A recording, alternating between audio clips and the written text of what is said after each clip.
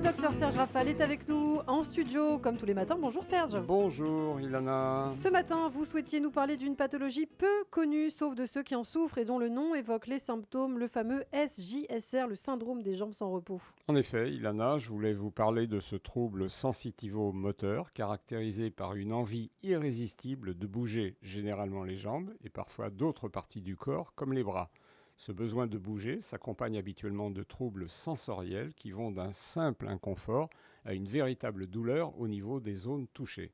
Ces symptômes du syndrome des jambes sans repos touchent 5 à 10% des adultes, 2 fois plus souvent des dames que les messieurs. Ils démarrent volontiers vers la cinquantaine, se manifestent principalement au repos, la plupart du temps la nuit, et obligent à bouger ou se lever pour les soulager ou les supprimer. Ils sont bien sûr responsables d'une dégradation de la qualité du sommeil et donc souvent de la qualité de vie. Est-ce qu'on en connaît les causes ? On évoque à juste titre la piste génétique, mais ça n'est pas la seule. Le syndrome des jambes sans repos n'est pas causé par un trouble psychiatrique ni par le stress, qui peuvent toutefois l'aggraver. Une carence en fer est volontiers retrouvée, tout comme un dysfonctionnement du métabolisme de la dopamine. Et lorsque la production de celle-ci est perturbée, l'ensemble de la communication interneuronale l'est également, tout particulièrement la zone du cerveau qui traite les informations sensorielles. Alors, comment affirme-t-on le diagnostic ? Par la description des symptômes qui sont évocateurs, on peut également demander un dosage de la ferritine, puisque le déficit en fer est une cause fréquente et curable. Et finalement, comment ce syndrome des jambes sans repos évolue-t-il ? Progressivement, chez la plupart des patients, les troubles du sommeil qu'ils déclenchent sont à leur tour responsables de troubles anxio-dépressifs et parfois de problèmes cardiaques. Il existe 3 stades, le syndrome des jambes sans repos intermittent, incommodant mais ne justifiant pas d'un traitement, quotidien, qui nécessite, lui, des médicaments, réfractaire, qui a un gros retentissement sur la qualité de vie. Est-ce qu'il y a des traitements pharmacologiques ? Les agents dopaminergiques, les précurseurs de la dopamine ou les agonistes des récepteurs de la dopamine, dont certains sont utilisés dans la maladie de Parkinson, des antidouleurs, dont des opiacés, des anticonvulsivants, un produit le Rivotril, des tranquillisants, des hypnotiques.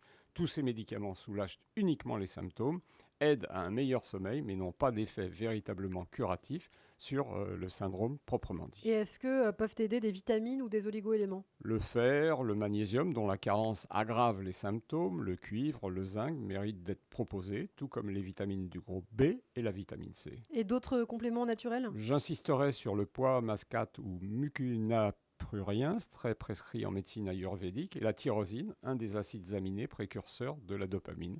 Vous les trouvez facilement en pharmacie ou en parapharmacie. Et un mot sur les traitements non pharmacologiques ? Ce sont des conseils d'hygiène de vie qui peuvent t'aider, des activités physiques d'intensité légère à modérée, comme de la marche rapide, 3 à 4 fois 30 minutes par semaine, du vélo, de la natation, suivi d'étirements et de massage des zones sensibles. Des alternances de bains chauds de quelques minutes suivies de froid sur les jambes, là aussi 2 à 3 fois par jour, des activités de relaxation, du yoga, du qigong, de la méditation, et éviter les excitants, l'alcool, le café, le thé, le tabac, dès la fin de l'après-midi. Enfin, se coucher et se lever à heure régulière. Alors, en conclusion, Serge ? La vie, c'est le mouvement, dit-on, mais le syndrome des jambes sans repos, lui, c'est vraiment pas une vie pour ceux qui en souffrent. Merci beaucoup, Serge Rafal, le docteur qu'on retrouve tous les matins sur Radio J.